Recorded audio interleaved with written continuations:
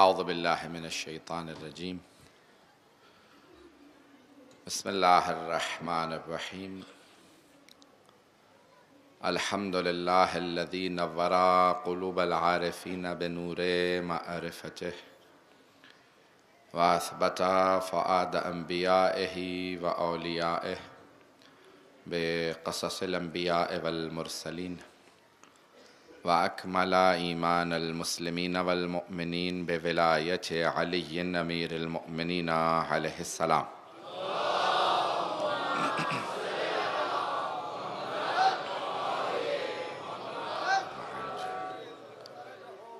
والصلاة والسلام والتحية والإكرام على أفضل الموجودات العبد المؤيد والرسول المسدد المصطفى الأمجد المحمود الأحمد أعني أبا القاسم محمد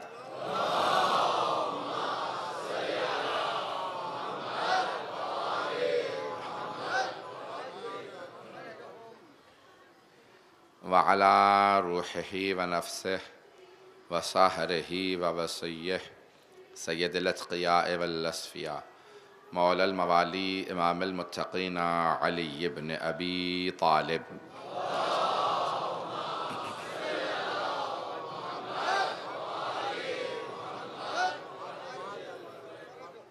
وعلى اوصيائه لا سيما بقية الله في الأرضين روحي وارواح العالمين لتراب مقدمه الفدا واللعنة الدائمة على أعدائهم أجمعين من الآن إلى قيام يوم الدين أما بعد فقد قال أبو عبد الله جعفر بن محمد عليه الصلاة والسلام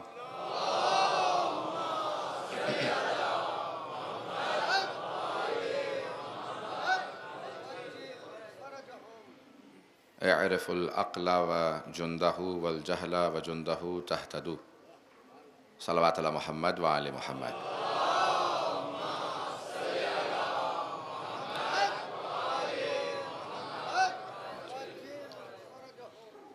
عزیزان گرامی، سلسلہ مجالس اپنے آخری مراحل میں ہے۔ کل کی مجلس شب عاشور کی ہے، پھر پرسوں شام غریبہ ہوگی اور 11 محرم کو سلسلے کی آخری مجلس ہے۔ ہم نے کوشش یہ کی کہ سلسلہ مجالس میں ایمان و عقل کی عنوان سے آپ کی خدمت میں مجالس پیش کریں۔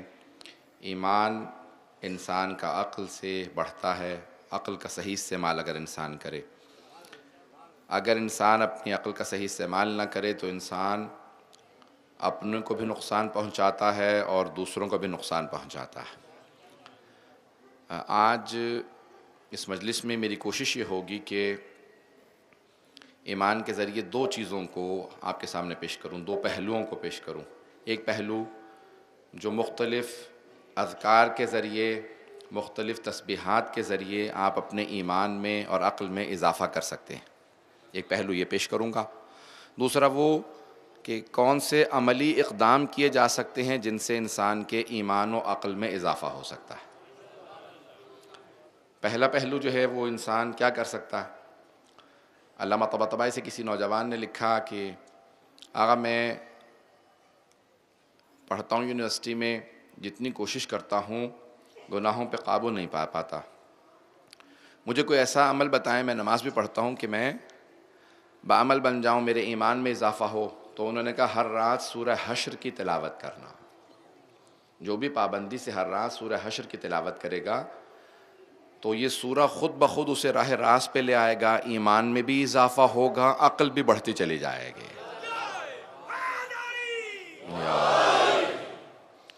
اس میں آیات بہت زیادہ ہیں، یعنی البتہ مختصر ہوئے، بہت لمبا سورہ نہیں ہے، 2 صفحے 2.5 صفحے، لیکن یہ ایک آیت پیش کر رہا ہوں۔ اللہم لا تجعل فی قلوبنا غلا للذین آمنوا، پروردگارہ ہمارے دلوں میں وہ جو ایمان والے ہیں ان کے لیے کبھی بھی کوئی شبہ نہ آئے، شک نہ آئے، کوئی برا خیال نہ آئے، میں کسی کو نقصان نہ پہنچاؤں۔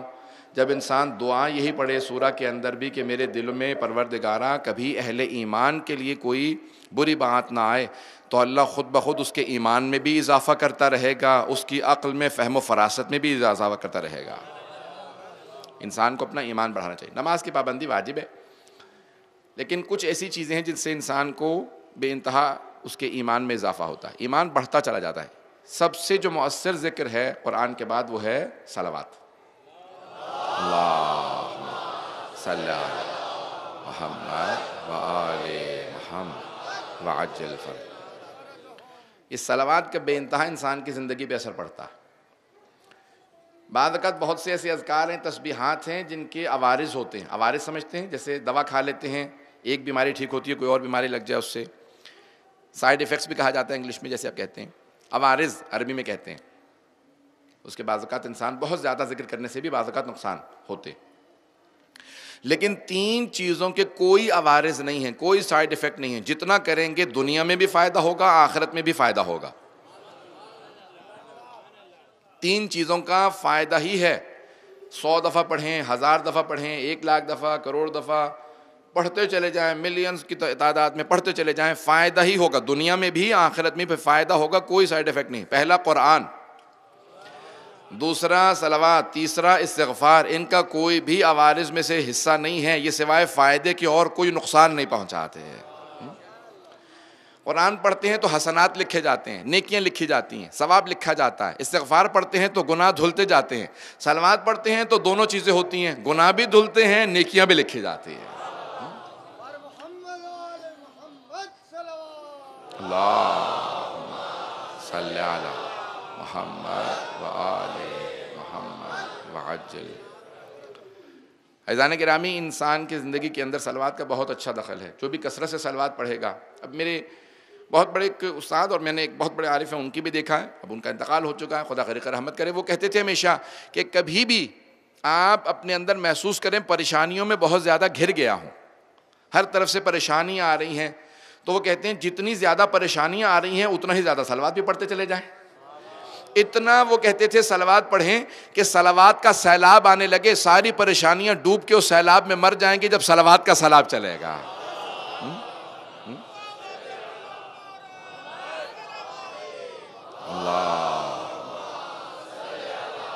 محمد وعجل فرج۔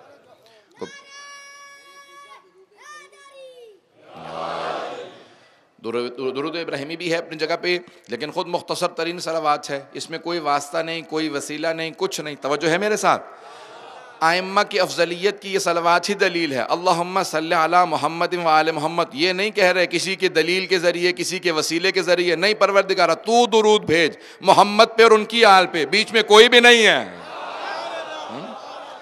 یہ دلیل ہے جو تمام اہل شیعہ، تمام اہل تشیع، جتنے شیعہ سنی سب کے سب اسی صلوات کو نماز میں پڑھتے ہیں۔ درود ابراہیمی بھی ہے، ہم اس کا انکار نہیں کرتے، نماز جنازہ میں مستحب ہے، اس کا انکار نہیں ہے، لیکن یہ اتنا مختصر صلوات ہے، لیکن اس کا اثر اتنا زیادہ ہے۔ علامہ طباطبائی کہتے ہیں کہ بڑے بڑے بزرگ اور عرفات جو قبروں کے حالات دیکھ کے بتا دیتے قبروں میں کیا ہو رہا ہے، کس قبر میں رحمت آ رہی ہے، کس میں عذاب آ رہا ہے، وہ عرفا کہتے ہیں کہ ایک صلوات، صرف ایک صلوات، آپ کو اندازہ نہیں ہے کہ وہ جو مرحوم آپ کا ہے، جو کبھی کوئی بزرگ اس کا انتقال ہو گیا ہو، جو پریشانی کے اندر ہو، مرنے کے بعد پریشانی میں ہو، یہ ایک صلوات اس کے کتنے سفر کو آسان بنا دیتی ہے۔ ایک صرف صلوات، ہمیں اندازہ ہی نہیں ہے اس کے ثواب کا، اس کی عظمت کا۔ تو اس لیے زندگی کے اندر ایمان و عقل دونوں کو بڑھانے کے لیے جس نیت سے پڑھیں گے صلوات، اسی نیت کا آپ کو اثر ہوگا۔ اللہم صلی علی محمد وعجل فرج۔ مجھے اندازہ ہے یہ آخری شبیں ہیں، لوگ بہت بہت دور تک بیٹھے ہیں، مجھے بتایا جاتا ہے کہ پورا گرو مندر تک، نیشنل پارک نہ جانے کتنے کلومیٹر تک لوگ ہیں۔ میں جتنا ہو سکتا ہے ان شبوں کے اندر زیادہ سے زیادہ مطالب آپ کی خدمت میں پیش کروں گا۔ میں جانتا ہوں کہ لوگ عقیدت سے آ رہے ہیں، محبت سے، آل محمد کی مودت میں آ رہے ہیں، بی بی کو پرسہ دینے آ رہے ہیں، ان کے بیٹے کا اور تمام شہداء کا زیادہ سے زیادہ مطالب پیش کر رہا ہوں۔ عزیزان گرامی، جتنا ہو سکے اپنی زندگی میں صلوات کی عادت بنائیں۔ اکثر ہمارے بزرگ اساتید علماء کہتے تھے 40 کے بعد ہو ہی نہ کوئی انسان، دنیا میں 40 کے بعد کوئی ایسا انسان نہ ہو جو صلوات کی عادت نہ بنائے۔ کہ اس کے بعد انسان کی اگر دعا قبول ہوتی ہے تو صلوات ہی کی وجہ سے ہوتی ہے۔ دلیل کیا ہے؟ میں آیت پیش کر رہا ہوں۔ دلیل کیا ہے؟ کسی بھی حالت میں درود اور جو صلوات ہے یہ رد نہیں ہے، کسی بھی حالت میں۔ آپ لوگوں نے گھبرا کے سنا اس جملے کو. کسی حالت میں درود و صلوات رد نہیں ہے, کسی حالت میں بھی. کوئی گنہگار بھی پڑھتا ہے تو رد نہیں ہوتی, کیونکہ یہ وہ عبادت ہے جس میں خود خالق شریک ہے. ان اللہ و ملائکتہ یصلون علی النبی, اللہ اور اس کے ملائکہ نبی پہ درود بھیجتے ہیں. یا ایھا الذین آمنوا, اے ایمان والو, صلوا علیہ وسلموا تسلیما.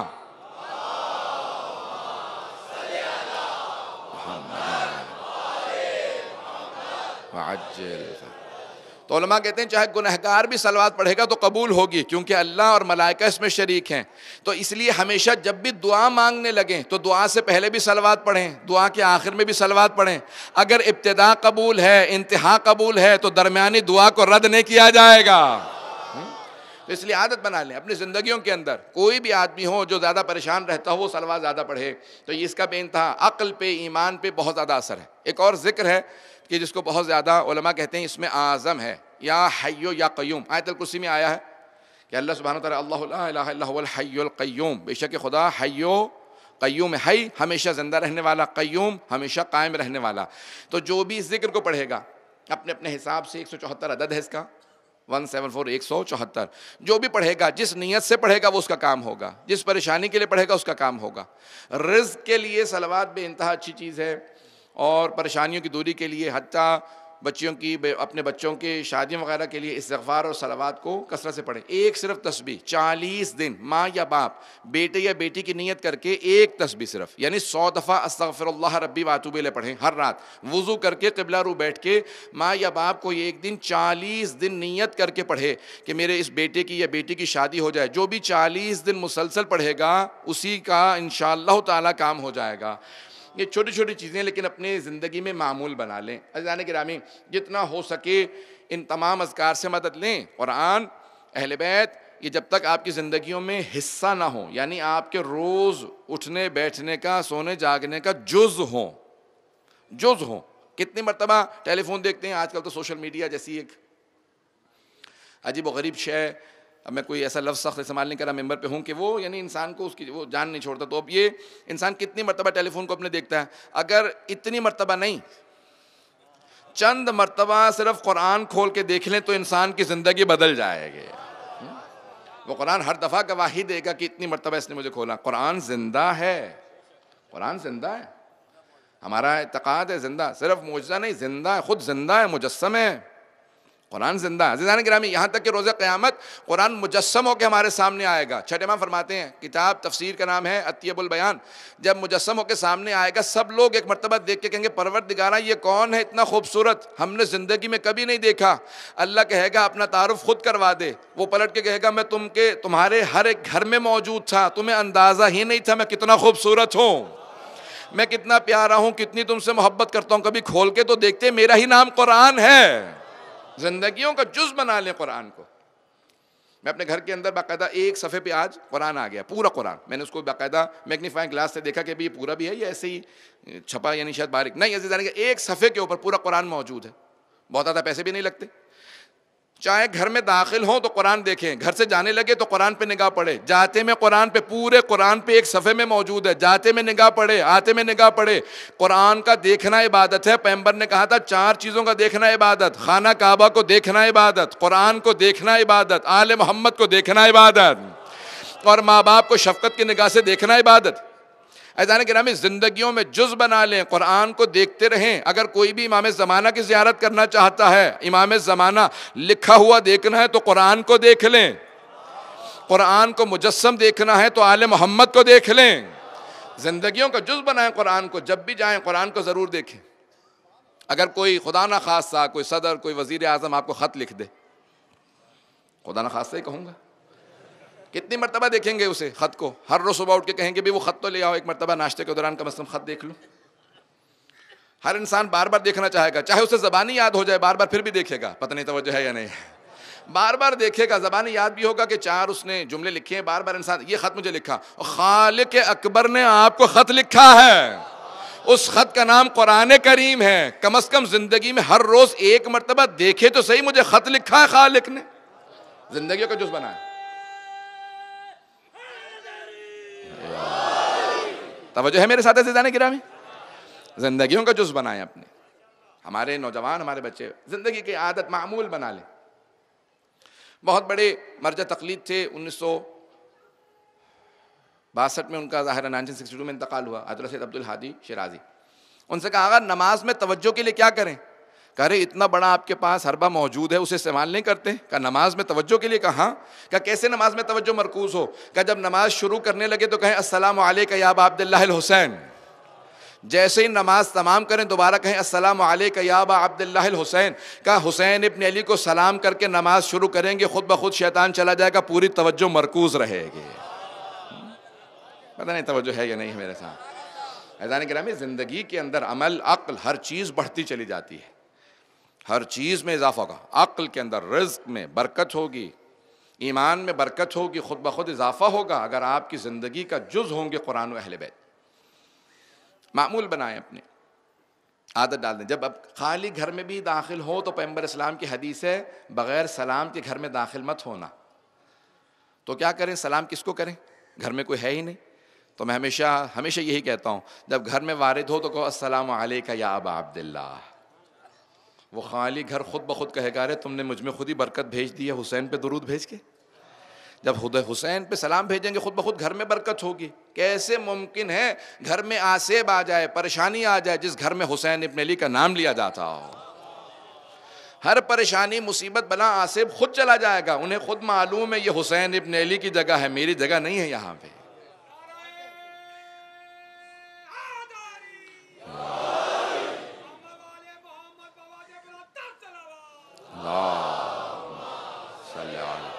محمد وآل محمد وعجل.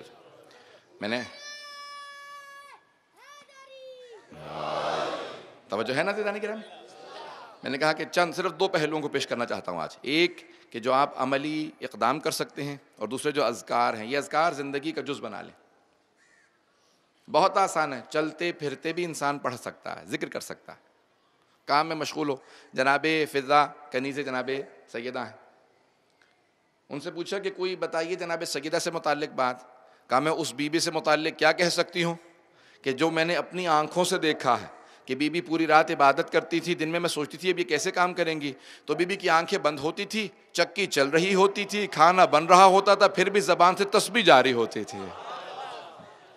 جناب فضا جو مسلسل گھر میں ہوتی تھی، کہا میں نے اپنی آنکھوں سے دیکھا بی بی جو پوری رات اپنے بابا کے ساتھ عبادت کرتی تھی، دن میں اگر آرام بھی کرتی تھی تو چکی بھی چل رہی ہوتی تھی، کام بھی، اور کیا جھولا بھی جھلا رہی ہیں جناب سید الشہداء کا، اور زبان سے تسبیح مسلسل جاری رہتی تھی. اللہ اکبر. ماننے والے اہل بیت کے کیسے ہوں گے جو ان کی عظمت کے ہمارا عقیدہ یہ ہے کوئی بھی اہل بیت جیسا بن بھی نہیں سکتا.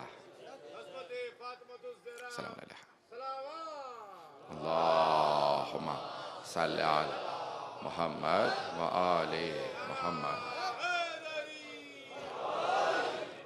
عزیزان گرامی، اپنی زندگیوں کے اندر ان اذکار کے ذریعے، ان تسبیحات کے ذریعے تبدیلی لے کے آئے. ایمان و عقل دونوں، فہم و فراست دونوں. یا من لا یخفی علیہ ذرۃ فی العالمین، جوشن کبیر، جس کے 100 بند ہیں، ہر بند میں 10 اللہ کے نام ہیں. دیکھیں آپ کو وہ ہدایات دی ہیں اہل بیت نے جو کسی اور کے پاس نہیں ہے سوائے اہل بیت کے ماننے والوں کے پاس. روایت میں ہے کہ جب اگر کوئی دنیا سے چلا جاتا ہے، اس کے کفن کے اوپر جب کفن ڈال دیں، اس کے بعد پھر ایک کفنی جس کو کہتے ہیں ہم لوگ، کپڑا جس پہ لکھا ہوا سورہ یاسین لکھی ہو، جوشن کبیر لکھی ہو، وہ ساتھ میں دفنا دیں تو صرف اس سورہ یاسین اور جوشن کبیر کے ناموں کے صدقے میں اس پہ عذاب نہیں آئے گا. ارے گناہوں کو لے کے جا رہے ہیں تو ساتھ میں جوشن کبیر بھی ساتھ لے جائیں. پتہ نہیں توجہ ہے یا نہیں. گناہوں کے ساتھ اگر جوشن کبیر جائے گی تو عذاب آتے میں 100 مرتبہ سوچے گا جوشن کبیر موجود ہے. کیسے قبر میں عذاب آئے گا جہاں جوشن کبیر موجود ہو.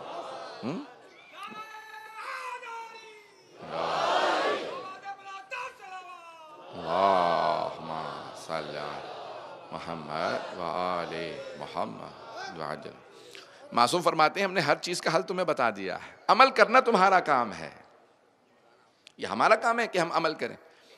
یہاں تک کہ خود چھٹے امام علیہ السلام اپنے بیٹے حضرت اسماعیل کا جب انتقال ہو گیا ان کی زندگی میں، تو ان کا جب کفن پہ کہا کہ ذرا زعفران لا دو، اپنے ہاتھ سے لکھا اللہم ان اسماعیل کھانا یشہد پروردگارہ میں کہتا ہوں کہ اسماعیل گواہی دیتا تھا، میرا بیٹا اسماعیل گواہی دیتا تھا کہ کوئی معبود نہیں سوائے اللہ کے، محمد اللہ کے رسول ہیں، علی اللہ کے ولی ہیں، اور یہ سب کے سب امام ہیں۔ یہ گواہی عزیزان گرامی یہ خود دلیل ہے کہ 12 اماموں تک حضرت اسماعیل مانتے تھے کہ حلوائی ہے نا مجھ سے اور زیادہ۔ تو حضرت اسماعیل جو خود مانتے تھے، امام نے کہا کہ یہ رکھ دو، کہا مولا یہ آپ کی تحریر کا قبر میں اثر ہوگا؟ کہا کیسے ممکن ہے کہ ہم لکھیں قبر میں اثر نہ ہو؟ کہا وہ آنے والے فرشتے جانتے ہیں کس کی تحریر آ رہی ہے۔ عزیزان گرامی ناموں کا لکھنا کتنا اثر ہے۔ مرحوم کو صرف نام دہرائیں، مرحوم کی قبر کے اندر نام لکھے ہوں 12 اماموں کے 14 معصومین کے، کیوں اثر نہیں ہوگا؟ بڑے بڑے بزرگ صحابہ نے کہا کہ یا رسول اللہ کو تحریر لکھ دیں میرے قبر میں، میرے کفن میں ہو۔ عزیزان گرامی ائمہ کے نام، یہ کتنے اثرات ہیں۔ مرنے کے بعد کسی کو یاد نہ ہو یا ہو، آپ کو زندگی میں تو یاد ہے، کم از کم اتنا کپڑا رکھ لیجئے جس کے اندر یہ نام لکھے ہوں، اور وصیت کر دیجئے جب مجھے دفنایا جائے تو ان ناموں کو میرے سینے پہ رکھ دیا جائے، آنے والے دیکھیں گے کتنا گنہگار ہے لیکن کتنے بڑے نام لے کے آیا۔ عزیزان گرامی اتنی بڑی بڑی ہمارے پاس سفارشیں موجود ہیں، یہ دنیاوی سفارشیں چھوڑ دیں، آل محمد جیسی بڑی سفارش موجود ہے، نہیں پہنچا پایا۔ اللہم صلی علی محمد وآل محمد وعجل فرجہ، اللہم صلی علی محمد۔ عزیزان گرامی کسی دنیا والے سے کام کہتے ہیں، وہ کام کر دیتا ہے کبھی نہیں کرتا، لیکن ہم جن کے پاس سفارش لے کے جاتے ہیں، شفاعت کے لیے کہتے ہیں، وہ کبھی رد نہیں کرتے۔ انہوں نے دشمنوں کو رد نہیں کیا۔ کبھی بھی دنیاوی کوئی بھی کام ہو، یہ اذکار موجود ہیں، ان کے نام موجود ہیں، ذرا اہتمام کریں۔ آپ خود دیکھیں آپ کی زندگیوں کے اندر کتنی تبدیلی آتی ہے، ایمان اور عقل دونوں چیزوں میں اضافہ ہوتا ہے ان سے وابستگی کے ساتھ۔ اب آئیں ذرا کچھ عملی میں آپ کے لیے پیغام دینا چاہتا ہوں کہ عملی جو آپ نے اپنی زندگی کے اندر حل لے کے آنے، سننا پسند فرمائیں گے سب لوگ؟ اب مجھے توجہ چاہیے مجمع کی، میں نے کچھ اذکار پیش کر دی ہیں، اگر کل انشاءاللہ ہو سکا تو مکمل کر دوں گا بحث کو، اور کچھ عملی اقدام۔ اگر کسی میں بخل ہو تو مولا سے پوچھا کہ مولا اب آپ نے بتا دیا بخل بری چیز ہے، بخل سب سمجھتے ہیں، بخیل ہونا یعنی کنجوسی ایک لفظ ایک عام طور پہ استعمال ہوتا ہے کہ انسان راہ خدا میں کچھ دیتے ہوئے اسے کچھ محسوس ہونے لگے کہ ایسا نہ ہو کہ میرا ہارٹ اٹیک ہو جائے، راہ خدا میں کچھ دے دوں گا، جسے کہتے ہیں بخل۔ مومن میں بخل نہیں ہوگا، بخیل نہیں ہوگا، مومن سخی ہوگا، توجہ ہے، مومن سخی ہوگا، شجاع ہوگا، عادل ہوگا، مومن عادل ہوگا، سخی ہوگا، شجاع ہوگا۔ معصوم سے پوچھا اور کیا ہوگا؟ کہا عقل مند ہوگا۔ مومن کی خود بخود مختلف علامات ہیں، جتنی علامات زیادہ ہوں گی اتنا ہی اس کا رتبہ مقام زیادہ ہوگا، تو بخیل نہیں ہوگا۔ کہا مولا اب آپ نے کہہ دیا کہ بخیل نہیں ہوگا، اب اگر مجھ میں بخل پایا جاتا ہے تو میں کیا کر سکتا ہوں؟ مولا نے کہا اس کا علاج تو کر سکتے ہو۔ نہیں ایسے نہیں، مجمع میرے ساتھ ہو۔ مولا نے کہا اگر بیمار ہوتے ہو تو بیماری کا علاج کرتے ہو یا بیماری چھوڑ دیتے ہو؟ کہ بیماری یہ میرے ساتھ ہے، بیماری مجھے کھا جائے؟ کہا نہیں مولا فوراً جاتا ہوں، طبیب کے پاس جاتا ہوں، حکیم کے پاس جاتا ہوں کہ میری بیماری دور ہو جائے۔ کہا جس طرح جسمانی بیماریوں کا علاج کرتے ہو ویسے اخلاقی بیماریوں کا بھی علاج کرو۔ کہا مولا کس طرح سے علاج کروں؟ اگر بخیل ہوں اس کا علاج کیا ہے؟ مولا نے کہا پہلے ہی دن تم سخی نہیں بن جاؤ گے، 1 پیسہ دے کے صدقہ خیرات کرنا، پھر 10 پیسے دینا، پھر 20 پیسے دینا، آہستہ آہستہ عادت بن جائے گی۔ اب تو پیسے ختم ہو گئے ہوں گے، روپے ہی رہ گئے پاکستان میں، روپے سے شروع کرنا، پہلے دن 10,000 کا فیصلہ نہ کرنا۔ جب جانتے ہو کہ میں اینٹ نہیں اٹھا سکتا تو پتھر سے کنکر سے شروع کرو، پھر اینٹ کی نوبت آئے گی۔ بخل کو دور کرنے کے لیے اللہم صلی علی محمد۔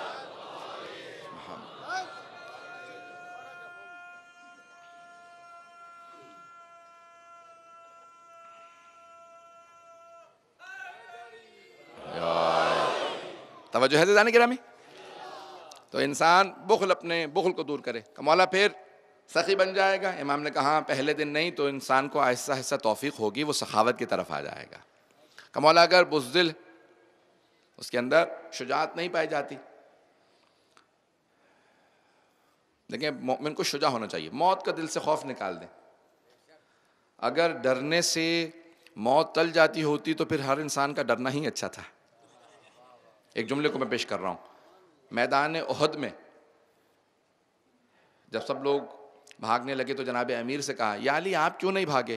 کہا مجھے تعجب ہے ان لوگوں پہ جو میدان کو چھوڑ کے بھاگ گئے تھے، کیا ان کے بھاگنے سے ان کی عمریں بڑھ گئیں؟ بھاگنے سے عمر بڑھ نہیں جاتی، جتنی لکھی ہے اتنی ہی رہے گی، تو پھر بھاگنے کا فائدہ کیا؟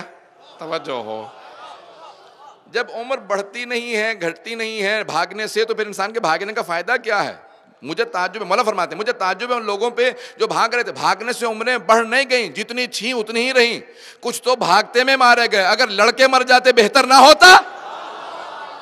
بہت بڑا جملہ، کہ اگر لڑکے مر جاتے تو پھر ان کو اور زیادہ رتبہ ملتا، ابھی تو بھاگتے میں مرے ہیں، پتہ نہیں نیت کیا تھی، لڑتے میں مرتا تو شجاعت کے ساتھ دفاع پیغمبر اسلام میں مرتا، شہادت کا رتبہ نصیب ہوتا۔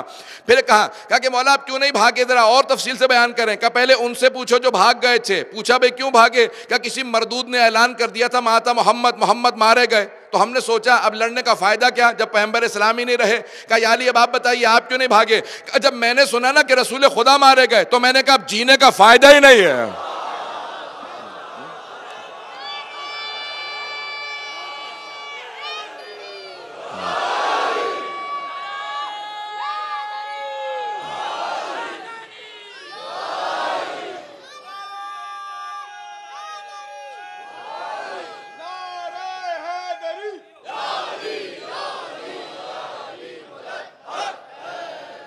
توجہ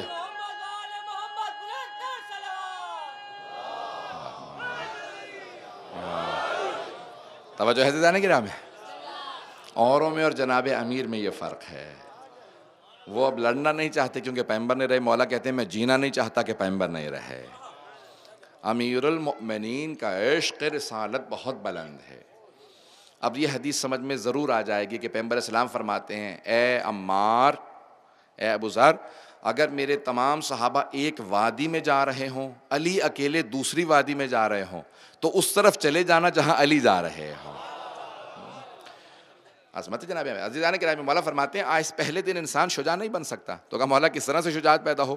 کہا آہستہ آہستہ اپنے آپ کو یقین دلاؤ کہ میں بقا کے لیے نہیں آیا ہوں، فنا کے لیے آیا ہوں۔ کہا مولا اس کا کیسے یقین ہو؟ کہا قبرستان جاؤ گے خود سمجھ میں آ جائے گا۔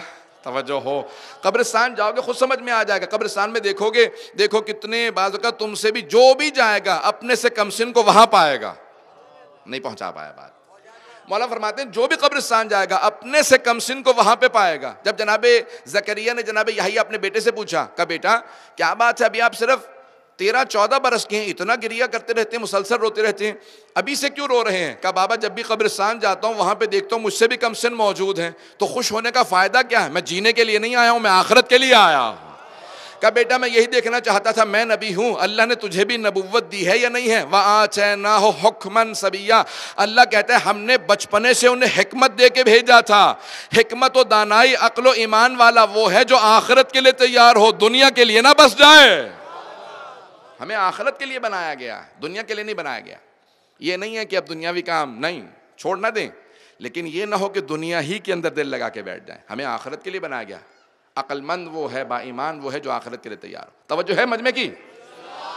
تو پہلا حل یہ ہے کہ انسان اپنے شجاعت کو آہستہ آہستہ وہ رتبات طے کرتا چلا جائے۔ اب آئیں ذرا تکبر، جس کے خلاف میں نے کل تقریر کی کہ تکبر نہیں ہونا چاہیے، حل سنیں گے اس کا بھی پریکٹیکل سولوشن۔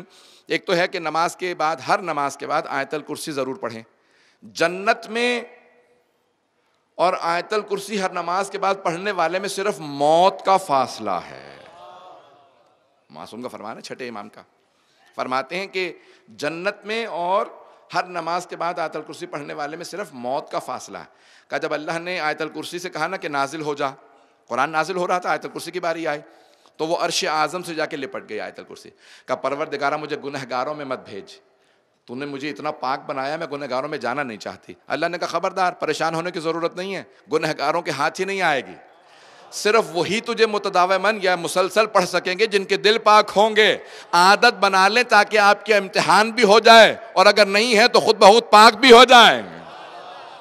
آیت الکرسی انسان کو پاک بنا دیتی ہے۔ تو معصوم فرماتے ہیں جنت میں اور مؤمن میں جو آیت الکرسی پڑھتا ہے ہر نماز کے بعد صرف موت کا فاصلہ۔ پریشان تو نہیں ہو رہے ہیں؟ تو تکبر کو دور کرنے کا پہلا راستہ، ہر نماز کے بعد آیت الکرسی پڑھیں۔ اچھا متکبر کی عادت ہوتی ہے، وہ کہتا ہے میں الگ سے بیٹھوں گا، میرے لیے کرسی لگا دو، میں سب کے ساتھ کھانا نہیں کھاؤں گا، میں ایسا ہوں میں ویسا ہوں. معصوم فرماتے ہیں کہا کہ زمین پہ بیٹھ کے کھانا کھاؤ، خود بخود تکبر دور ہونے لگے گا. اللہ اکبر. دسترخوان بچھاؤ زمین پہ، تکبر دور ہوگا. پھر کہا مولا کوئی اور حل؟ مولا نے کہا زیادہ نئے لباس نہ پہنو، کیونکہ اکڑ انسان کو تبھی زیادہ ہوتی ہے جب نیا لباس پہنا ہوا ہوتا ہے. پرانے لباس میں انسان اکڑتا کم ہے. بعض تو پھر بھی اکڑتے رہتے ہیں لیکن کم اکڑتے ہیں. خدا تکبر سے محفوظ رکھے، بہت بہت بری بیماری. جناب سلمان فارسی سے کسی نے کہا اے سلمان آپ نیا لباس کیوں نہیں پہنتے؟ کہا پہنوں گا. کہا کب؟ کہا جس دن آزاد ہو جاؤں گا. کہا آزاد تو پیغمبر اسلام نے آپ کو کروا دیا، جناب امیر اور پیغمبر اسلام دونوں آپ کے ساتھ گئے، آپ کو آزاد کروا دیا. کہا نہیں، میں اس دنیا سے آزادی کی بات کر رہا ہوں، جب جنت میں جاؤں گا تو نیا لباس پہنوں گا، یعنی کفن نیا ہوگا. پتہ نہیں بات پہنچی نہیں پہنچی ہے. عزیزان گرامی، یہ انسان کا کفن جو ہے یہ انسان کا سب سے بڑا ایمان کا محافظ ہے، آخرت کا محافظ، عقل کا. دھوکہ مت دیں اپنے آپ کو، کبھی بھی کوئی نوجوان کو مومن اپنے آپ کو دھوکہ نہ دے. ہمیشہ تکبر سے دور رہیں. اور اللہ سبحانہ و تعالیٰ اسی کو با ایمان بناتا ہے جس کا تکبر سے کوئی واسطہ نہ ہو. لا یشم رائحۃ الجنہ، وہ جنت کی بو نہ سونگھے گا جو تکبر رکھتا ہو، جس کے دل میں دانے کے برابر، گندم کے دانے کے برابر تکبر ہو. اللہ سبحانہ و تعالیٰ کو تکبر پسند. تواضع و انکساری ہے. توجہ، دو مرحلے اور پیش کر دوں تو کہا کہ بھئی یہ انسان جو ہے وہ تکبر سے بچے، اس کے عملی اقدام کا. دوسرے، جب بات کرنے لگے تو یہ نہ کہے جانتے نہیں ہو کون بول رہا ہے، میں بول رہا تھا، بیچ میں کیوں بول رہے ہو. کہا نہیں، خود بخود اپنے آپ کو تذلل انکساری کا شکار کرنے کے لیے دوسروں سے کہ جی آپ کچھ فرمانے لگے تھے، پہلے آپ بات مکمل کر لیں پھر بولوں گا. پتہ نہیں توجہ ہے یا نہیں. دوسروں کو پہلے موقع دیں، خود بخود تکبر ختم ہوتا چلا جائے گا. اپنے آپ کو اہمیت نہ دیں، جب دوسروں کو اہمیت دیں گے خود بخود تکبر کہے گا بھی میرا اس کے دل میں اب جگہ نہیں رہی، مقام نہیں رہا، یہ دوسروں کو بھی احترام دینے لگا. جو جتنا جھکتا ہے خدا اسے اتنا ہی بلند کرتا. جو جتنی پستی اور اپنے آپ کو انکساری کا سامنا کروائے گا. عزیزان گرامی، پوچھا کہ ایک بیماری ہے اسے کہتے ہیں طمع، لالچ. کہ اس کا علاج کیا ہے مولا؟ بہت سے لوگوں کے دلوں میں طمع ہوتا ہے. پیغمبر اسلام نے کہا کہ بھئی طمع ایک ایسی بیماری ہے، لالچ، کہ صرف مٹی ہی اس کا پیٹ بھرتی ہے. مٹی سے مراد قبر جو ہے وہ انسان کا. کہ اگر کسی لالچ جس کو ہو نا پیسے کی، اس کو آپ ایک سونے کا پہاڑ دے دیں تو یہ نہیں کہے گا بہت بڑا سونے کا پہاڑ ہے میں کیا کروں گا، کہے گا ایک پہاڑ دیا مجھے دوسرا بھی چاہیے. لالچ کبھی ختم نہیں ہوتا. پتہ نہیں توجہ ہے یہ نہیں. توجہ اس بات پہ رکھیں کہ انسان کا لالچ کبھی ختم نہیں ہوتا. کہ یا رسول اللہ کیسے لالچ ختم ہو؟ کہ اپنا کفن ساتھ رکھو، جیسے کفن دیکھو گے خود بخود آئے گا دنیا حاصل کر کے کروں گا کیا، بنا ہی مرنے کے لیے ہو. پتہ نہیں ہے یا نہیں. امیر المومنین سے پوچھا کہ مولا کس طرح سے آخرت کے لیے تیار ہو؟ نہج بلاغہ کا جملہ پیش کر رہا ہوں. مولا نے فرمایا جب راہ خدا میں دینے لگو تو اتنا دو جتنا تم آخرت میں اپنے لیے رکھنا چاہتے ہو. کہ مولا آخرت میں کتنا؟ کہ دیکھو اگر کوئی سفر میں ساتھ چل رہا ہو اور کہے کہ اپنا سامان مجھے پکڑا دو، جب مقصد پہ پہنچیں گے تو لوٹا دوں گا، تو کہ زیادہ سے زیادہ سامان پکڑاؤ گے یا نہیں؟ توجہ ہو. کہ زیادہ سے زیادہ، کبھی جتنا سامان میں ہاتھ میں تمہارا لے کے جاؤں گا آخرت میں دے دوں گا، جہاں مقصد پہ پہنچیں گے دے دوں گا. کراچی سے مثال کے طور پہ کسی جگہ پہ جا رہے ہیں، کہ جب پہنچیں گے تو سارا سامان لوٹا دوں گا. کیا کہیں گے یہ طاقتور ہے، جتنا ہو سکے اسے سامان پکڑا دو. مولا فرماتے ہیں جو راہ خدا میں دوسرے کو دے دیتے ہو اس کے پاس ہوتا ہے، سامان تمہارا ہوتا ہے، مرنے کے بعد آخرت میں تمہیں ہی مل جاتا ہے.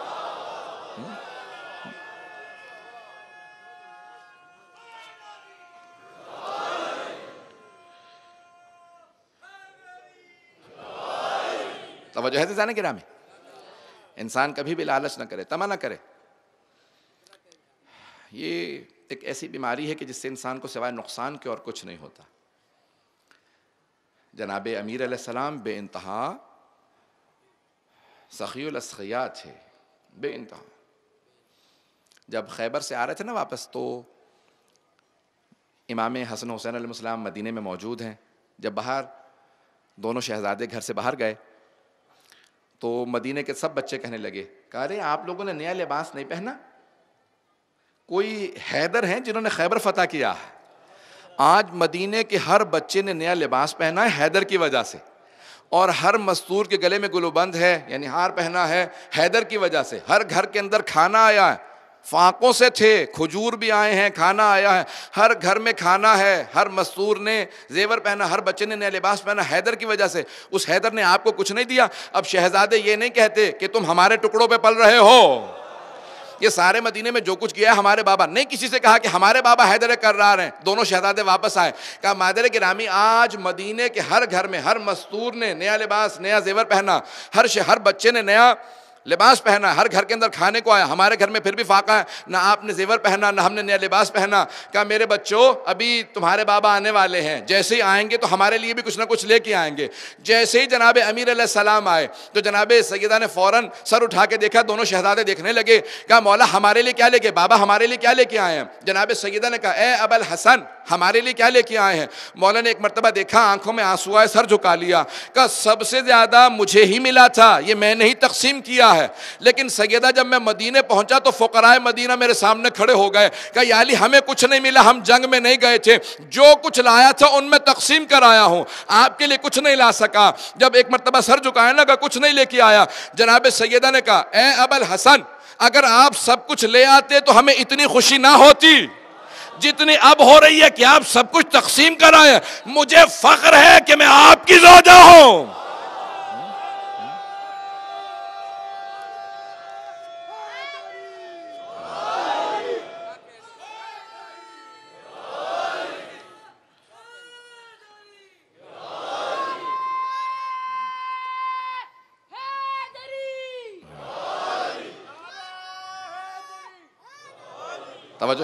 توجہ ہے زیادہ نہیں میں امام حسن حسین نے کہا بابا ہمیں ناز ہے کہ آپ ہمارے بابا ہیں، اگر مولا ایسے ہیں تو دیکھیں خانوادہ کیسا ہے، نہیں بات کو پہنچا سکا۔ جناب اگر آج کوئی اور سے زوجہ ہوتی کہتی ہیں کہ نہیں ہمیں پرواہ نہیں ہے کہ لوگوں کو کیا دے کے آئے ہیں، ہمیں تو چاہیے تھا نیا لباس زیور چاہیے تھا، جناب سیدہ کی عظمتوں پہ ہماری لاکھوں روح قربان، بی بی کی زبان پہ ایک شکوہ نہیں آیا، کہا مجھے افتخار ہے کہ میں آپ کی زوجہ ہوں، آپ جو کچھ ملا تھا تقسیم کرائے۔ امام حسن حسین کہتے بابا ہمیں بہت خوشی ہے، ایمان اور عقل دونوں کے لیے انسان اکیلا نہیں سفر کر سکتا، دوسروں کو بھی ساتھ لے کے چلنا پڑتا ہے، گھر کو، خانوادے کو، دوستوں کو، سب کو با ایمان بنانا پڑتا ہے۔ جب سب با ایمان ہوں، آخری شبیں ہیں،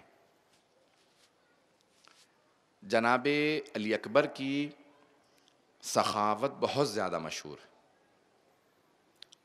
قدیم الایام میں اگر کوئی آدمی چاہتا تھا نا کہ کوئی بھی آ کے دروازے پہ کھانا مانگ سکتا ہے تو وہ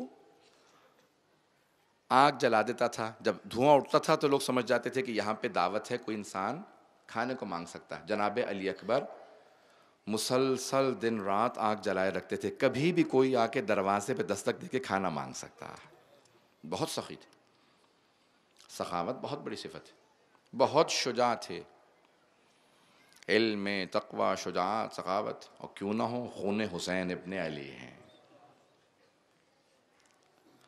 دیکھیں اولاد کی محبت انسان کی فطرت میں ہے، لیکن اگر اولاد بہت زیادہ باعمل ہو، بہت خوبصورت ہو، تمام صفات کی مالک ہو تو پھر محبت بہت زیادہ بڑھ جاتی ہے، ایسا ہے یا نہیں ہے؟ محبت بہت زیادہ بڑھ جاتی ہے۔ چھٹے امام سے پوچھا کہ مولا دنیا کی سب سے خوشی کی چیز کیا ہے، سب سے زیادہ کس بات پہ انسان کو خوشی ہوتی ہے؟ مولا نے کہا اگر انسان کے اولاد ہو اور وہ بیٹا جو جوان ہو جائے وہ ہمیشہ آنکھوں کے سامنے چلتا پھرتا رہے تو ماں باپ کو اس سے زیادہ کسی بات پہ خوشی نہیں ہوتی کہ جوان بیٹا ہے، خوبصورت ہے اور آنکھوں کے سامنے چلتا رہتا ہے۔ کہ دنیا کی سب سے بڑی خوشی ان ماں باپ کو تب ہوتی ہے جب جوان بیٹا ہو اور ہمیشہ آنکھوں کے سامنے۔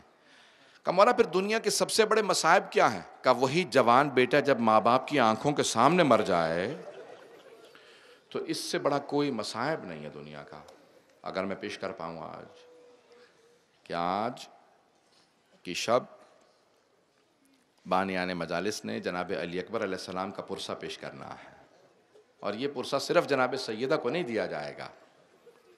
مولا آپ کے جتنے جوان ہیں ان کی جوانیاں سلامت رہیں، آج جناب سیدہ کو بھی پرسہ دینا ہے. آج میں تھوڑا سا تفصیل سے پڑھنا چاہ رہا ہوں، اگر تھوڑا سا وقت زیادہ لوں گا تو ساتھ رہیے گا. آج کس کس کو پرسہ دینا ہے؟ ہم شکل پیمبر ہیں جناب علی اکبر. ایک آدمی یہودی تھا، اس نے خواب دیکھا، بہت زیادہ پریشان تھا، دعائیں مانگ رہا تھا پروردگارہ پریشانی حل کر دے. تو خواب میں دیکھا کہ رسول اسلام آئے. تو اس نے فوراً سوال کیا، آپ موسیٰ ہیں؟ آپ نے فرمایا نہیں، میں محمد مصطفیٰ. تو ایک مرتبہ کہنے لگا کہ میں تو یہودی ہوں مولا. آپ نے فرمایا کہ نہیں، تو نے اتنی دعائیں مانگی ہیں، خدا نے کہا کہ اس کی حاجت کو پورا کریں گے. کہ کیسے میری حاجت پوری ہوگی؟ تو آپ نے کہا میرا شہر مدینہ ہے، جب وہاں جائے گا نا تو میرے نواسے حسین سے مل لینا، تیری پریشانیاں دور ہو جائیں گی. جیسے ہی وہ مدینے آیا نا تو سید الشہداء نے اسے دیکھا، فوراً آواز دی، ذرا میرے بیٹے علی اکبر کو بلا لاؤ. تو اس نے کہا کہ میں نے آپ کے نانا کو خواب میں دیکھا. مولا نے کہا میں جانتا ہوں، تو نے میرے نانا کو خواب میں دیکھا نا، ذرا ایک مرتبہ میرے بیٹے علی اکبر کو دیکھ. فوراً اس نے جناب علی اکبر کو دیکھا. اب فوراً سید الشہداء نے سوال کیا، کہا بتا میرا بیٹا میرے نانا جیسا ہے یا نہیں ہے؟ اس نے کہا وہ بزرگ تھے، یہ جوان ہے، شکل بالکل ایک جیسی ہے. جب جناب علی اکبر بعض اوقات باہر بات کر رہے ہوتے تھے تو لوگ کہتے تھے محسوس ہوتا جیسے پیغمبر اسلام بات کر رہے ہیں. اب ایسا اگر بیٹا ہو تو کتنی محبت ہوگی ماں باپ کو. آج پہلا پرسہ جناب سیدہ کو پیش کریں گے، پھر آج جناب سید الشہداء کو پرسہ دیں گے. آج خود جن کا پرسہ سب کو دیتے ہیں نا، آج خود سید الشہداء کو پرسہ دیں گے. مولا جوان بیٹے کا لاشا اٹھانا بہت مشکل کام ہے. اگر میں سخت جملے کہوں گا مجھے معاف کیجیے گا. جناب سید الشہداء اور جناب سید سجاد دونوں افضل ہیں جناب علی اکبر سے. بہت سے لوگ برداشت نہیں کر پاتے جناب علی اکبر کے مصائب. ہمارے کچھ لوگ بعض اوقات بے ہوش بھی ہو جاتے ہیں، مجھے معاف کیجیے گا، لیکن میں آج مصائب روکوں گا نہیں. آج اس ہستی کے مصائب کو مجھے پیش کرنا ہے کہ روایات میں ہے، جناب سکینہ بنت الحسین کہتی ہیں کہ 6 مرتبہ میرے بابا بلند آواز سے روئے. 6 مرتبہ. ایک جب جناب علی اکبر کو دستار باندھ رہے تھے، دوسرے جب انہیں بھیج رہے تھے، تیسرے جب وہ گھوڑے سے گرے، چوتھے جب لاشا اٹھایا. میں کیسے پیش کروں گا آپ کے سامنے؟ 5ویں جب لاشے کو واپس لے کے آئے، جب برچھی لگی، کتنے مقامات پہ. میں آیت اللہ جعفر شوشتری، بہت بڑا نام ہے ہمارے حوزے کا، آیت اللہ شیخ جعفر شوشتری، وہ کہتے ہیں امام حسین کی ایک شہادت نہیں ہے، متعدد شہادتیں ہیں، ایک نہیں ہے شہادت. کہ حسین کی پہلی شہادت تب ہوئی تھی جب جناب علی اکبر کو بھیجا تھا. وہ کہتے ہیں کہ دوسری شہادت کب ہوئی؟ جب جناب علی اکبر کے برچھی لگی تھی. اور تیسری شہادت تب ہوئی تھی جب لاشے پہ پہنچے تھے. اولاد والے بیٹھے ہیں، شاید برداشت نہ کر پائیں. آج ذرا کچھ دیر کے لیے میرے ساتھ کربلا چلیے گا. صبح عاشور ہے، 10 محرم ہے، فجر کا وقت ہے. جناب سید الشہداء نے کہا علی اکبر آپ اذان دے دیجئے. اب مولا تو خیمے سے باہر تھے نا، کہا اذان دے دیجئے. خیموں کے اندر کون کون ہیں؟ بیبیاں ہیں. ایک مرتبہ جناب علی اکبر نے کہا اللہ اکبر. میرا دل کہتا ہے سب سے پہلے جناب زینب روئی ہوں گی. دوسرے اللہ اکبر پہ جناب لیلا نے مصلی چھوڑا ہوگا. تیسرے اللہ اکبر پہ جناب سکینہ نے کہا ہوگا اماں کتنا درد ہے بھیا علی اکبر کی اذان میں. اجرکم اللہ. بس بھئی اذان دی جناب علی اکبر نے، صبح فجر کی نماز پڑھائی سید الشہداء نے. ایک ایک مرتبہ اصحاب جانے لگے، قربانیاں دینے لگے، اور شہداء جتنے بھی تھے سب کے لاشیں جناب سید الشہداء خود اٹھاتے تھے، ہر شہید کا. میں نے خود روایات میں دیکھا جب جناب عباس نے کہا نا آقا مجھے مہلت دیں میں لاشا اٹھا لیتا ہوں، جوان بھی تھے جناب عباس زیادہ، کہا نہیں عباس اس نے مجھ پہ قربان ہوا، یہ میرے پہ قربان ہوا، میں خود اس کا لاشا اٹھاؤں گا. ہر شہید کا لاشا اٹھا رہے ہیں. یہاں تک کہ کسی نے کہا جناب سعید جو سب سے بوڑھے شہید ہیں نا میدان کربلا کے، 100 سال سے 3 سال کم ہے، 97 برس کے ہیں، کہ مولا میں آپ پہ قربان ہونا چاہتا ہوں. کہا آپ چل تو سکتے نہیں ہیں، قربان کیسے ہوں گے؟ کہ مولا مجھے محروم نہ رکھیے گا. میں قربان ہونے آیا ہوں. کہا جب میں نماز پڑھوں گا سامنے کھڑے ہو جائیے گا. سب کے سب شہادتیں دے رہے ہیں, لیکن ایک ایسا وقت آیا ظہر کا وقت کہ جناب علی اکبر آئے. کہا بابا اجازت ہے, میں جہاد کے لیے جانا چاہتا ہوں. جانتے ہیں کیا مطلب تھا؟ بابا اجازت ہے, میں مرنے کے لیے جا رہا ہوں. ایک مرتبہ جناب سید الشہداء نے آنکھیں بھر کے دیکھا. دیکھیں واجب سے امام روک نہیں سکتے. جناب علی اکبر پہ جہاد واجب تھا, جوان تھے. تو مولا نے فوراً کہا کہ بیٹا میری طرف سے اجازت ہے, لیکن آپ کو 3 اور ہستیوں سے اجازت لینی ہے. میں وہ تینوں اجازتیں پیش کرنا چاہ رہا ہوں, اگر برداشت کر پائیں. اگر آپ لوگ برداشت کر پائے تو پھر میں شہادت پڑھوں گا. تو پہلے جناب سید الشہداء سے اجازت لی. مولا نے کہا میری اجازت ہے, جائیے خیمے میں جا کے. پہلے آئے کس کے پاس؟ امام سجاد علیہ السلام کے پاس. کون سے امام؟ جو ایک چٹائی پہ لیٹے ہوئے تھے. کیا نقشہ پیش کروں گا آپ کے سامنے. بیمار تھے نا اس وقت. کیوں اللہ نے بیمار کیا تھا؟ تاکہ امامت بچ جائے. اگر دیکھ سکے تو میری طرف دیکھیے گا. ہاتھ جوڑ کے 2 جملے پیش کر رہا ہوں. جناب علی اکبر نے ہاتھ کو چومنا شروع کیا. ہاتھوں کو چومتے ہوئے پیشانی تک آئے. جب پیشانی کا بوسہ دیا نا, آنسو بہ رہے تھے. امام سجاد کے چہرے پہ آئے, انہیں ہوش آیا. کہا علی اکبر کون سے ایسے مصائب آ گئے ہیں, اس طرح سے مجھے چوم رہے ہیں. تو جناب علی اکبر نے کہا اے بھیا سجاد, ہمارے بابا تنے تنہا رہ گئے ہیں. آیت اللہ شیخ جعفر شوشتری کہتے ہیں حتیٰ حضرت عباس کی بھی شہادت ہو چکی تھی جب جناب علی اکبر شہادت کے لیے جا رہے تھے. تو ایک مرتبہ کہا بھیا سجاد, ہمارے بابا تنہا رہ گئے, وہاں پہ ابھی سے پہلے ہی کوئی بے ہوش ہونے والا ہے, مجھے معاف کیجیے گا, میں بھی پڑھوں گا. بس میں نے پہلے ہی کہا تھا چاہے کوئی بے ہوش ہو جائے میں آج پڑھوں گا.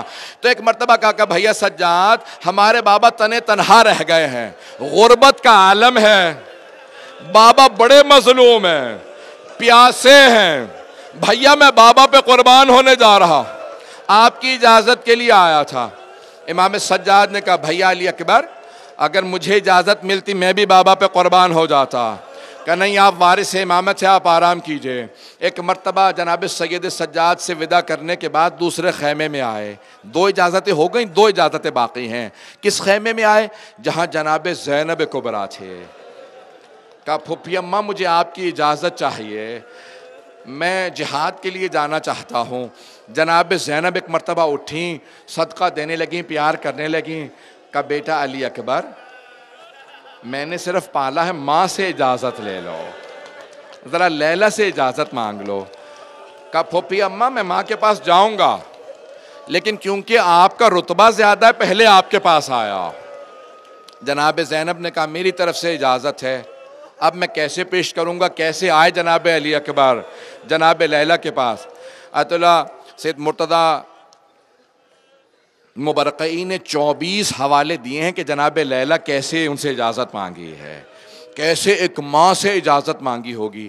میں اس سے پہلے کہ آپ کے سامنے پیش کروں, میں صرف روک کے ایک جملہ کہوں گا کہ اگر ایک جوان بیٹا دیر سے گھر آئے, ماں کتنی مرتبہ دروازے پہ جاتی ہے, نہ جانے کہاں رہ گیا میرا لال, نہ جانے کہاں رہ گیا. اور اگر جوان بیٹا آ کے کہے اماں میں مرنے جا رہا ہوں, کیا حالت ہوگی ماں کی. جناب علی اکبر خیمے میں آئے, کہا اماں اجازت ہے, میں جہاد کے لیے جانا چاہتا ہوں. تو جناب لیلا نے کہا بیٹا میں تو آپ کو دیکھ کے زندہ ہوں, میں جی رہی ہوں آپ کی وجہ سے. علی اکبر میں آپ کے بغیر جی نہیں پاؤں گی, علی اکبر میں آپ کے بغیر نہیں زندہ رہ سکتی. صراحتاً نہیں کہا کہ میں اجازت نہیں دیتی, لیکن اس طرح سے کہا کہ میں آپ کے بغیر زندہ نہیں رہ سکتی, یعنی مت جائیے.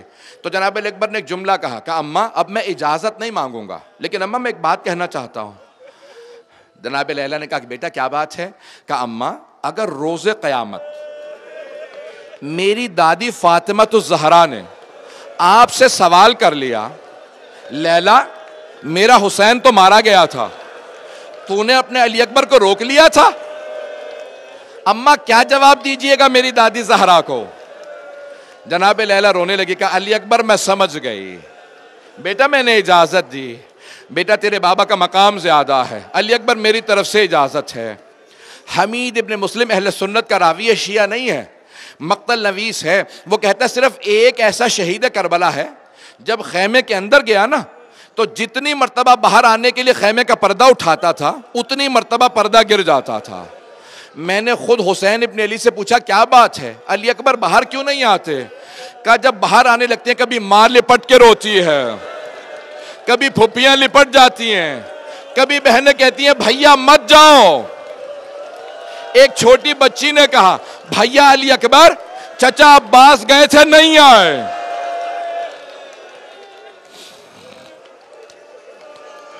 اجرکم اللہ، اجرکم اللہ۔ ابھی میں نے شہادت نہیں پڑھی، میں نے صرف 4 وداعیاں پڑھی ہیں۔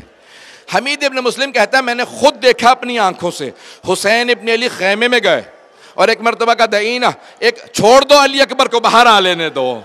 ایک مرتبہ جناب سید الشہداء بازو تھام کے علی اکبر کو باہر لے کے آئے، کہا علی اکبر اب میں پیش کر رہا ہوں جناب سید الشہداء نے کیسے وداع کیا۔ کہا بیٹا علی اکبر 7 سال کے تھے آپ نے سر پہ امامہ باندھنا شروع کیا، دستار باندھتے ہیں نا، عرب میں ہے 7 سال کے تھے جب پہلی مرتبہ، لیکن بیٹا جب آپ 7 برس کے ہوئے نا تو زینب نے کہا میں دستار باندھوں گی، بڑے ہوئے ماں نے کہا میں دستار باندھوں گی۔ علی اکبر میں ہمیشہ سوچا کرتا تھا ایک دن میں بھی علی اکبر کے دستار باندھوں گا۔ علی اکبر آپ ذرا گھٹنوں پہ بیٹھ جائیں میں آپ کے دستار باندھوں، اگر دیکھ سکے میری طرف دیکھیے گا حسین نے کیسے امامہ باندھا ہوگا جناب علی اکبر کی، کیسے دستار باندھی۔ جناب علی اکبر جوان تھے، بہت خوبصورت تھے، گھٹنوں پہ زمین پہ آ گئے۔ اب میری طرف دیکھیں امام حسین نے امامہ باندھنا شروع کیا، دستار باندھنا شروع کی، کیسے آنسو بہتے جا رہے ہیں، کہتے جا رہے ہیں انا للہ و انا الیہ راجعون رضا بقضائہ۔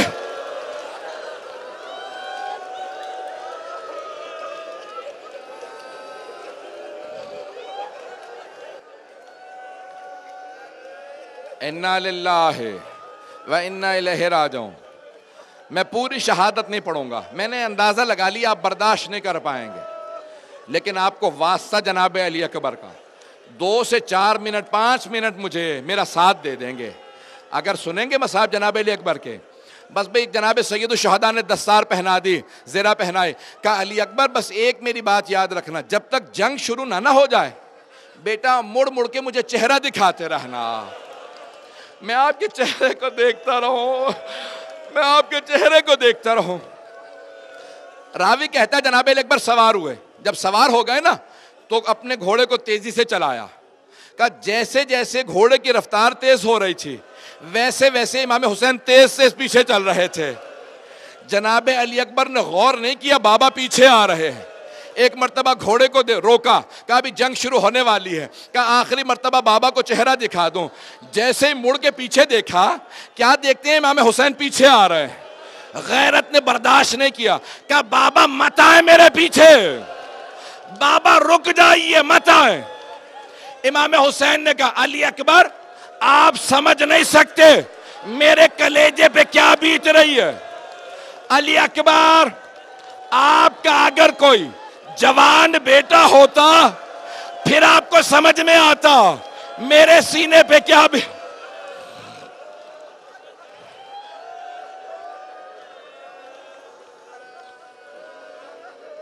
علی اکبر اگر آپ کا جوان بیٹا ہوتا پھر آپ کو پتہ چلتا، سانس لے لیں میں بھی مصائب پڑھوں گا۔ کہا علی اکبر آپ کا اگر کوئی جوان بیٹا ہوتا نا تو پھر آپ کو پتہ چلتا کہ باپ پہ کیا گزر رہی ہے۔ علی اکبر آپ نہیں سمجھ سکتے۔ کہا بابا لیکن میری غیرت برداشت نہیں کرتی میرا بوڑھا باپ میرے پیچھے چلے۔ سید الشہداء واپس آئے، بس بھئی ایک مرتبہ واپس آئے، آنے کے بعد سید الشہداء نے کیا دیکھا کہ در خیمہ پہ کسی بی بی کے قدم نظر آ رہے ہیں۔ مولا سمجھ گئے میں تو معصوم ہوں، برداشت کر لوں گا، لیلہ پہ کیا بیتے گی۔ واپس آئے، کہا لیلہ میں نے اپنے نانا رسول خدا سے سنا ماں کی دعا بیٹے کے حق میں قبول ہوتی ہے، لیلہ خیمے میں جا کے علی اکبر کے لیے دعا مانگے۔ کہا مولا کیا دعا مانگوں گا؟ بس ایک دعا مانگنا، علی اکبر ایک مرتبہ واپس آ کے مجھ سے مل لے۔ مقتل الحسین میں سید عبدالرزاق مکرم نے لکھا، میری طرف دیکھیے گا اگر میں پڑھ پایا، میرے طرف دیکھیں گے، سید عبدالرزاق مکرم نے ان کے مقتل الحسین کے حاشیے پہ ہے، جناب لیلہ خیمے میں گئیں، مصلی بچھایا، بالوں کو بکھرایا، ہاتھوں کو بلند کیا، جملہ کہا یا رادہ یوسف الی یعقوب و اسماعیل الی ہاجرہ، او یوسف کو یعقوب سے ملانے والے، او اسماعیل کو ہاجرہ سے ملانے والے، ایک مرتبہ علی اکبر کو حسین سے ملا دے۔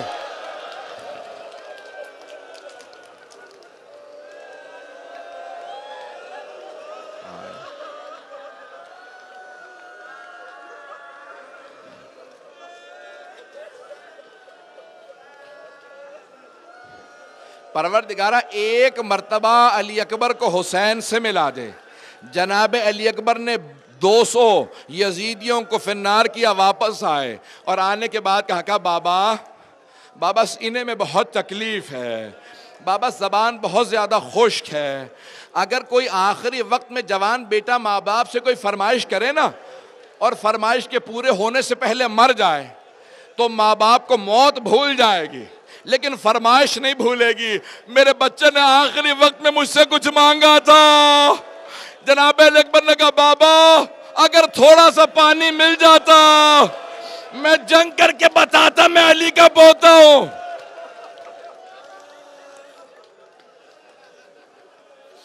بس میں نے تمام کر دیا، اب آپ برداشت نہیں کر پا رہے۔ اس مسلسل رونے کے لیے جناب لیلا کے کلیجے کی ضرورت ہے، جناب زینب کبریٰ کا کلیجہ چاہیے، جناب سید سجاد کا صبر چاہیے۔ آخری جملے سن لیجئے، میں نے سارا مصائب چھوڑ دیا، پوری شہادت نہیں پڑھوں گا۔ جناب علی اکبر جنگ کر رہے تھے، ایک مرتبہ عمر سعد نے کہا یہ علی کا پوتا ہے، اے حسین ابن نمیر تو ذرا، ایک مرتبہ نیزہ چلا، وہاں سید الشہداء کھڑے دیکھ رہے تھے، اس نے نیزہ ہاتھ میں لیا، جب نیزہ مارا سینے میں لگا، جب کلیجے میں لگا جناب علی اکبر نے، واحد شہید کربلا جنہوں نے مدد کے لیے نہیں بلایا، جناب عباس سے لے کے سارے شہداء نے کہا مولا مدد کو، جناب علی اکبر نے نہیں کہا بابا مدد کو۔ کیوں؟ جانتے ہیں بوڑھا باپ جوان بیٹا، کہا بابا مت آنا، بابا مت آنا،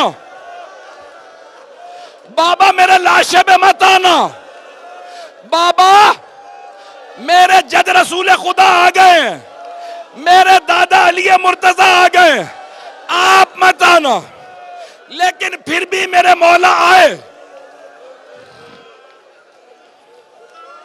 نہیں پڑھ پا رہا، اس سے آگے مجھ سے پڑھا نہیں جا رہا، لیکن میں معافی چاہوں گا، اے جناب علی اکبر مجھے معاف کر دیا اگر میں سارے مصائب نہ پڑھ پاؤں آپ کے۔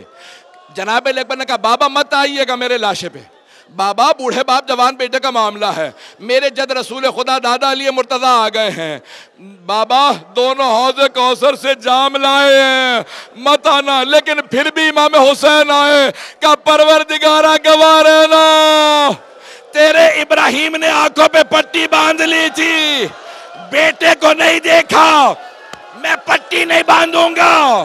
چلے حسین، ایک مرتبہ اپنے آپ کو زلجنہ سے گرایا، آگے بڑھے، آئے جناب سید الشہداء، کہاں پہ آئے؟ جناب علی اکبر کے لاشے پہ، اٹھا کے سینے سے لگایا۔ ایک راوی کہتا ہے جب آ رہے تھے، شیخ حر عملی نے لکھا، دونوں گھٹنے زمین پہ تھے، کوہنیاں زمین پہ تھی، بار بار کہہ رہے تھے یا علی یا علی یا علی مجھے بلاؤ۔ میرا دل کہتا علی اکبر کو یاد نہیں کر رہے تھے، نجف والے اپنے بابا علی سے کہہ رہے تھے بابا ذرا آ کے دیکھو، جوان بیٹے کا لاشا اٹھانا بڑا مشکل ہے۔ ختم ہو گیا مسائل، زیارت برآمد کروا دیں، لیکن 2 جملے میں کہہ دوں، اجرکم اللہ، میں نے تمام کر دیا۔ اب آپ لوگ بھی برداشت نہیں، نہ میرے سینے میں طاقت ہے پڑھ سکوں، نہ آپ میں طاقت ہے سن سکیں، نہ آپ میں سننے کی طاقت نہ مجھ میں پڑھنے کی طاقت۔ جب سینے سے لگایا نا سید الشہداء نے جناب علی اکبر کو، تو جناب علی اکبر نے کہا آہ۔ جب کہا نا آہ تو جناب سید الشہداء نے پوچھا بیٹا کیا بات ہے؟ کہا بابا ظالم نے برچھی مار کے پھل میرے سینے میں رہنے دیا ہے، میرے کلیجے میں برچھی کا پھل باقی ہے۔ کہا بیٹا میرا ہاتھ اپنی برچھی پہ رکھ دو۔ جناب علی اکبر زمین پہ ہیں، مولا حسین نے دونوں گھٹنے زمین پہ رکھے، ایک ہاتھ سینے پہ رکھا، دوسرا برچھی پہ رکھا، ایک مرتبہ برچھی کو کھینچا، کلیجہ ساتھ نکلا، جناب علی اکبر نے ایڑیاں رگڑی، کہا بابا خدا حافظ، میری ماں کو سلام کہہ دینا۔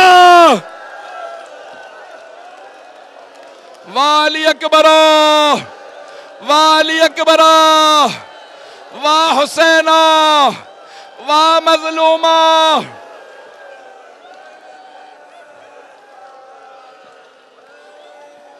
2 منٹ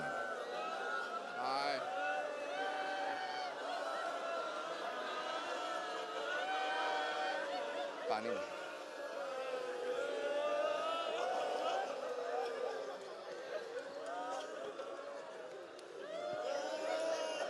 سید الشہداء نے لاشا اٹھایا، ایک مرتبہ خیموں میں لے آئے، کہا فضہ ذرا ایک مرتبہ علی اکبر کی ماں سے کہو بیٹے سے وداع کر لیں۔ جناب فضہ کہتی ہے میں نے ساری بیویوں کو بلا لیا، میں اس خیمے میں گئی جہاں جناب فضہ تھی۔ جناب فضہ کہتی ہے جہاں جناب لیلہ تھی۔ جناب فضہ کہتی ہے میں نے دیکھا لیلہ کبھی خیمے کے اس طرف گرتی ہے کبھی اس طرف گرتی ہے۔ میں نے پوچھا لیلہ کیا بات ہے؟ کہا فضہ مجھے خیمے کا دروازہ نظر نہیں آ رہا، میرا ہاتھ پکڑو بیٹے کے لاشے پہ۔ ایک ماں چلی، کہا علی اکبر میں جینا نہیں چاہتی،